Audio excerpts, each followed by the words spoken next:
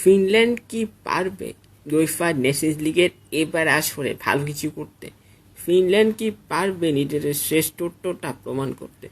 So hello, welcome you all back to the UEFA nations league team preview series. এবং আজকে আমি যে দলটাকে নিয়ে প্রিভিউ করব, এই দলটার নাম হচ্ছে ফিনল্যান্ড। দেখেন, আপনি যদি ইউরোপিয়ান দলগুলো করে চিন্তা করেন in football, like Germany, Spain, Portugal, England, Finland হয়তো ওই লেভেলের টিম না, ওই লেভেল এখন যেতে পারে।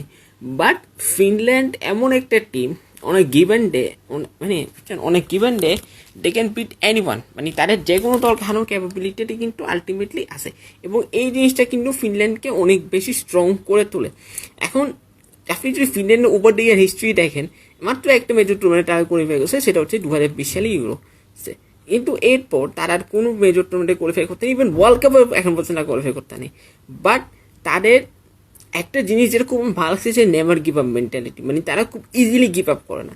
এখন এইটা ঠিক যে তারা হয়তো ইউরোপিয়ান জায়ান্ট যে দল সেগুলোর মতো হয়তো কনসিস্টেন্ট পারফর্মার না, বা তারা রেগুলারলি কোনো ম্যাচ টুর্নামেন্টে খেলে না, কিন্তু তাদের ওই যে মেন্টালিটিটাই অ্যাকচুয়ালি তাদেরকে অন্য টিমগুলোতে একটু ডিফেন্ড করে।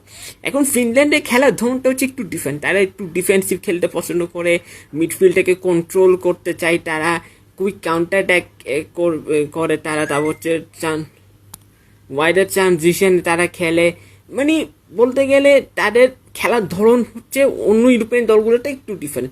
মানে ফিনল্যান্ডের মূলত খেলার ধরন হচ্ছে একটু ডিফেন্সিভ খেলে, এর পাশাপাশি কাউন্টার অ্যাটাকে তারা কাউন্টার অ্যাটাক আছে, ওয়াইড ট্রানজিশনে তারা খেলে, মিডফিল্ড কন্ট্রোল করে তারা খেলে। মানে তাদের খেলার ধরনটা একটু different from other teams like Portugal, Spain etcetera. So তারা ডিফেন্সটাকে একটু বেশি প্রায়োরিটি দেয়, পাশাপাশি তারা কাউন্টার অ্যাটাক ফুটবল খেলে। এখন ফিনল্যান্ডের যে স্কোয়াড, তাদের স্কোয়াডটা হয়তো আপনার রিচ বা খুব বেশি স্ট্রং না, বা তার স্কোয়াড ডেপথ হয়তো তেমন ভালো না। বাট তাদের যে একটা জিনিস ভালো, সেটা হচ্ছে তাদের টিমের মধ্যে কিছু ইয়াং প্লেয়ার্স আছে, প্লাস কিছু এক্সপিরিয়েন্স প্লেয়ার্স আছে, যারা দলের জন্য অনেক বেশি ভালো হবে। মানে দেখেন, Nations league obviously is not an easy tournament, right?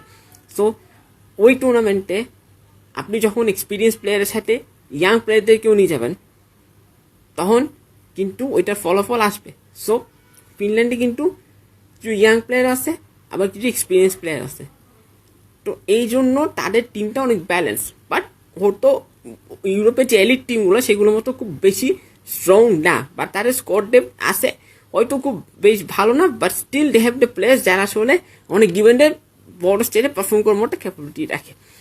এখন ফিনল্যান্ডের যে দুর্বলতা, সেটা হচ্ছে তারা খুব বেশি কাউন্টার ফুটবল খেলে। এখন যারা খুব বেশি ডিফেন্সিভ ফুটবল খেলে, তাদের এগেনস্টে ফিনল্যান্ড কেমনে কাউন্টার অ্যাটাক করবে, কেমনে তারা গোল স্কোর করবে, এটা হচ্ছে তারা একটা মানে তাদের জন্য একটা সমস্যা। মানে বড় দল এগেনস্টে তারা খুব একটা কমফোর্টেবল না, স্পেশালি কাউন্টার অ্যাটাক, যারা ধরুন অনেক বেশি ডিফেন্সিভ খেলে, বা যারা ধরুন হাই প্রেসিং ফুটবল খেলে, বা খুব বেশি কাউন্টার অ্যাটাক ফুটবল খেলে, তার এগেনস্টে ফিনল্যান্ড এর অ্যাটাকটা মানে গোল স্কোরিং চান্সেস একটু কমে যায়, এটা তাদের দুর্বলতা। বাট আরেকটা জিনিস, তাদের স্ট্রেংথটা হচ্ছে তারা প্রতিপক্ষকে খুব কম স্পেস দেয়।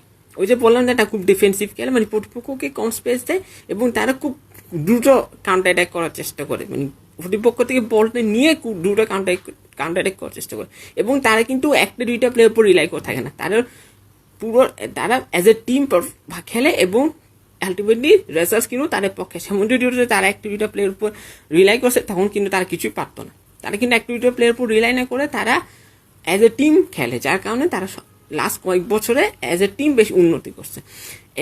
এখন প্রশ্ন হচ্ছে, এবার ইউএফা নেশনস লিগে আসলে ফিনল্যান্ড কতদূর যাবে, সেটা নিয়ে সবার মনে প্রশ্ন। তারা কী ধরনের ট্যাকটিক্স নিয়ে খেলবে, তাদের ফর্মেশন কেমন হবে, অপোজিশন ওয়াইজ তাদের ট্যাকটিক্স স্ট্র্যাটেজি কেমন হবে, সেটা একটা বিষয়। প্লাস হচ্ছে কোন প্লেয়াররা আসলে সুটেবল হবে কোন ফর্মেশনে, এটা একটা বিষয়। বাট আমি মনে করি যে ফিনল্যান্ড যদি এসে টিম পারফর্ম করে এবার নেশনস লিগে, তাহলে তার সামনে একটা ভালো সুযোগ আছে। তাদের গ্রুপটা কিন্তু খুব তেমন কঠিন না, মানে আলবেনিয়া, বেলারুস, স্যান মেরিনো মোটো টিম আছে। তো তার যদি তাদের গ্রুপটা টপ করতে পারে, তাহলে তাদের সামনে একটা ভালো চান্স আছে আর কি। মানে এইটার ইউরো কোয়ালিফায়ার এবং হচ্ছে আপনার ওয়ার্ল্ড কাপ কোয়ালিফায়ারের কনফিডেন্স নিয়ে তারা আসলে যেতে পারবে। আপনাদের কি মনে আসলে ফিনল্যান্ড এবার ইউএফা নেশনস লিগে কত দূর যেতে পারবে, এবং তারে কোন প্লেয়ার আসলে খুব বেশি এক্সপেক্টেড হবে, বা ফিনল্যান্ড কি গ্রুপের টপে থাকতে পারবে, এটা অবশ্যই এই বিষয় আপনি মনে কমেন্ট করতে জানাবেন। আর ভিডিওটা ভালো করে লাইক কমেন্ট শেয়ার করে। সো আপনার সেটাই হচ্ছে আবার রাতের বেলায় তোর মশা বাদে মুসল সেন্টার।